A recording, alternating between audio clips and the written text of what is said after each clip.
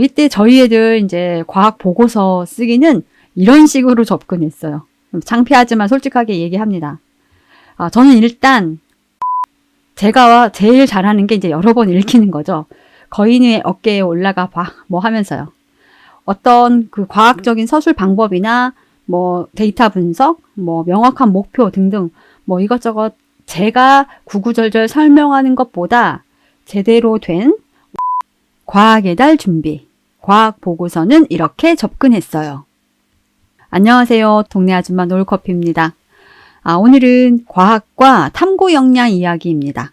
4월 과학의 달을 맞아서 과학 대회들을 이제 고민하실 텐데 저희 애들은 어떻게 시켰는지 이야기를 해보려고요.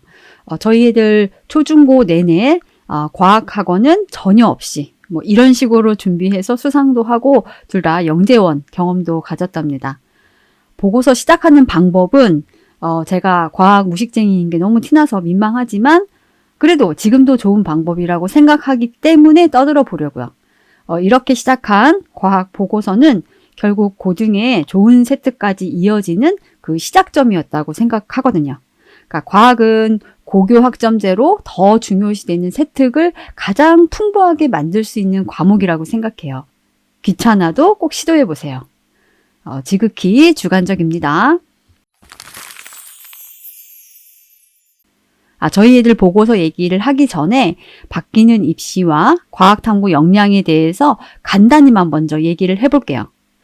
이제 고교 학점제로 진로와 적성에 맞춰서 수업을 선택합니다. 어떤 과목을 선택했는지 그 선택 과목도 정말 중요해졌고 내신도 당연히 중요해지죠. 고교 학점제라는 것이 잘 보면 참 이상적인 제도 같아요. 말 그대로 적성과 진로대로 수업을 들으니 얼마나 좋아요. 미래를 주도적으로 준비하는 것 참 의미 있죠. 그런데 맹점은 진로를 미리 결정해야 선택이 수월해진다는 거죠. 그러니까 중간에 진로가 바뀌면 그 선택 그 루트가 좀 애매해질 수도 있고 특히 준비가 잘 되어야 과목도 자신 있게 선택할 수 있겠죠. 그래야 원하는 진로를 꾸리기가 좋아요. 그러니까 아무리 5등급제라고 해도 선택 과목은 그러니까 내신 그 산정 인원이 나뉘니까 좋은 내신 받기가 어려울 거예요. 그래서 더 신경 써서 준비하시면 좋겠죠. 그리고 또 바뀌는 게 이제 지필평가와 수행평가의 비중도 공개하고 수행평가의 영역명도 공개합니다. 그러니까 어떤 수행평가를 했는지 다 공개를 한다는 거예요. 사실 수행평가가 학교마다 정말 다양하잖아요. 그러니까 소소한 그냥 쪽지 시험부터 무슨 장기 그 연구 프로젝트까지 그 천차만별이죠. 이제 수행평가를 보고 대학에서 학생의 탐구 역량을 판단하기가 훨씬 더 수월해졌습니다. 이제 다 공개되니까 쉽기만 한 수행평가보다는 어려운 수행평가가 있을 수도 있고 또 무엇보다 수업 자체도 이제 많아져서 세특이 강화되리라 예상됩니다. 이 세특을 풍부하게 해줄 탐구 역량 강화에 그러니까 저학년부터 신경을 써보세요. 특히 이공계 의학계 지원이라면 수학, 과학 보고서를 많이 써봐야 좋겠죠. 뭐 이런 걸 따로 학원까지 다닐 수는 없잖아요. 게다가 앞으로 내신 5등급제 수시에서는 이제 뛰어난 학생을 변별하기 위해서 면접을 강화하는 분위기입니다. 뭐 일단 서울대는 역량평가 면접을 도입한다고 이미 발표를 했고요. 뭐 다른 대학은 뭐 이 정도가 아니어도 분명히 농구술 면접 중요해지는 건 수순 같아요. 그래서 이런 여러 가지 변화를 위해서 평소 학교 생활에서 관련된 행사에 많이 참여해 보시길 바랍니다. 초중등이라면, 특히 초등이라면 이번 4월 과학의 달을 충분히 활용해 보세요. 수상과 상관없이 보고서 한 번이라도 더 써보고 발표라도 한 번 더 해보는 거예요. 그러니까 결과보다 열심히 하는 과정마다 칭찬해 주시면 되죠. 초등이라면 이제 엄마가 알아만 주셔도 노력하는 과정이 다 의미 있을 겁니다. 중등도 마찬가지예요. 특히 좋은 세특이 정말 하루아침에 이렇게 되는 게 아니에요. 저학년부터 이렇게 최대한 많이 해보면서 이제 실력을 성장시켜야죠. 저희 애들 초등 때는 그 물대포 쏘는 대회, 뭐 탐구 토론 대회, 뭐 이런 거 있었는데 둘 다 나가서 수상도 다 했어요. 어떤 건 이제 학교 대표가 되기도 했고, 어떤 건 그냥 참가상, 비스무리한 뭐 장려상 같은 것도 받았고요. 큰애는 이제 고등까지 이제 학교 대표로 외부 대회에도 나갔었네요. 그리고 이제 방학 숙제로도 과학 실험, 과학 탐구 기본으로 시켰습니다. 보고서 쓸 일을 많이 만들었던 것 같아요. 그냥 많이 참가하다 보면 그 상의 수준을 떠나서 배우는 게 많고 준비하면서 알아가는 게 정말 많아요. 저희 애들 이때 다른 학원 거의 안 다녔으니까 과학대회뿐 아니라 학교 행사는 1순위로 챙겨서 생활을 했었는데 저는 이런 것들이 고등에 정말 도움이 되었다고 생각합니다.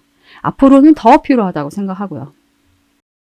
그러니까 과학 관련 대회 준비는 일단 평소에 과학 도서로 과학 지식과 호기심을 키우면 좋겠죠. 그리고 이제 대회 일정이 나오면 살펴보고 종목을 골라요. 그러니까 혼자 하는 것이 더 편하지만 함께 할 때는 또 인간관계 조율하는 것도 배울 수가 있어요. 그러니까 모여서 토론하고 실험하고 보고서 쓰기, 역할 분담도 합니다. 상 못 타도 됩니다. 진심으로요. 그냥 열심히 참여하면 모든 매 과정이 그 돈으로도 못 사는 배움의 과정이에요. 그러니까 중등, 고등 가면 탐구 보고서, 수행 보고서 많은데 이렇게 발전시키는 거죠. 특히 큰애 고등 때는 그 교내 수상 기록이 입시에 반영될 때라서 제가 학교 총회에 갔는데 그 지난 연도 학교 책자에서 과학대회 그 수상작 그 사진도 한번 찍어 왔었대요. 제가 높은 상 수상 수준을 제가 파악해서 고등이니까 적정 시간에 그 이상으로만 만들자 이런 계획이었어요. 이제 고등의 대회는 없지만 세특으로라도 잘 녹여야죠. 그런데 이제 4월에 바로 대회 참가가 어렵고 아이가 정말 싫어한다면 방학이라도 이제 과학 실험이나 탐구 보고서 숙지를 해보세요. 보고서를 써보면서 책도 읽고 조사도 하면서 이제 다음을 기약하는 거죠. 그러니까 다시 말하지만 저희 애들 초등 때는 거의 매해 4월 대회와 여름방학마다 숙제로 죽이 되든 밥이 되든 보고서를 계속 쓰게 했습니다. 이때 저희 애들 이제 과학 보고서 쓰기는 이런 식으로 접근했어요. 창피하지만 솔직하게 얘기합니다.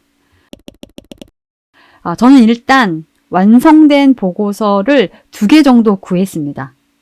이를테면 식빵 곰팡이 실험 이런 주제로 실험을 하고 싶다. 그러면 관련 영역, 그러니까 생명과학 관련 가장 유사한 과학 보고서, 그러니까 실험 보고서를 찾았어요. 그러니까 초등 그 중학년 수준에 맞는 아주 쉬운 그 보고서를 찾는 게 관건이라 좀 찾는데 시간을 쓰긴 했어요. 그러니까 전에는 그 과학 창의대단이나 과학 관련 홈페이지 여기저기에서 그런 보고서를 구할 수가 있었습니다. 그러니까 대회 수상작 같은 보고서들이 올려진 곳이 있었거든요. 그런데 요즘은 이게 저작권 때문에 구하기가 어려워진 것 같긴 해요. 그래서 구할 수 없다면 지금은 그 실험 절차나 방법에 관련된 내용을 책에서 배울 수 있겠죠. 그 보고서 아마 예를 찾아볼 수 있을 거예요. 학교 안에서 과거 수상 보고서를 구해봐도 좋고요. 저는 이렇게 구한 보고서를 5회독 시켰습니다. 제가 제일 잘하는 게 이제 여러 번 읽히는 거죠. 거인의 어깨에 올라가 봐 하면서요. 어떤 그 과학적인 서술 방법이나 데이터 분석, 명확한 목표 등등 이것저것 제가 구구절절 설명하는 것보다 제대로 된 완성된 질 높은 보고서 1-2개를 보여주는 것이 더 효과적이라고 생각했거든요. 제가 잘 모르기도 했지만 여러 번 꼼꼼하게 읽으면 더 설명해 줄 필요도 없었어요. 그러니까 보고서 목차도 딱 보고 대조군을 어떻게 하는지, 실험 조건을 어떻게 달리하는지 다른 실험에서 이제 꼼꼼하게 보는 거죠. 그걸 충분히 읽고 그래도 이해가 안 되거나 부족한 부분만 이제 잠깐 설명하면 됐어요. 모르는 단어는 이제 알아서 찾았고요. 아마 이제 모르는 것을 과하게 찾아야 했고 아마 쓸데없는 것까지 알아봐야 했을 거예요. 제가 큰 도움이 안 됐어요. 그래도 이제 한참을 읽고 알아보면 스스로 이제 자신의 실험에 맞는 이 전체 목차를 만들 수 있어요. 저는 사실 10번 읽으라고 했었는데 한 3번, 4번 정도만 읽으면 아이들이 그 보고서 기본 틀을 그냥 자연스럽게 익히게 됩니다. 그러니까 실험 목적과 배경, 실험 과정과 결과, 느낀 점, 이후 개선 방향, 참고 문헌 등등. 그러니까 초등 3, 4학년 때라 아주 쉬운 수준이었고요. 그러니까 그러니까 기본 틀을 잘 만들면 이후 실험도 잘하고 뭐 결과 분석, 기록도 이제 뭐 수순입니다. 그러니까 처음 그 계획이 가장 중요한 것 같아요. 그리고 이렇게 이제 한두 번 보고서 써보고 나면 이후에 이제 새로운 보고서를 쓸 때도 아이들이 이제 알아서 했습니다. 그러니까 지난해 자신의 보고서가 또 있으니까 해마다 알아서 조금씩 개선을 시켰고요. 그 과정이 평소 좋아하는 영역이라서 더 수월했다는 생각은 들어요. 하지만 이렇게 순서대로 커리큘럼이 쫙 짜여진 그런 학원이 아니어도 충분히 집공부표로도 과학 보고서 숙제는 할 수 있다. 뭐 이런 말씀 드리고 싶었습니다. 너무 어렵게 생각하지 마셔요.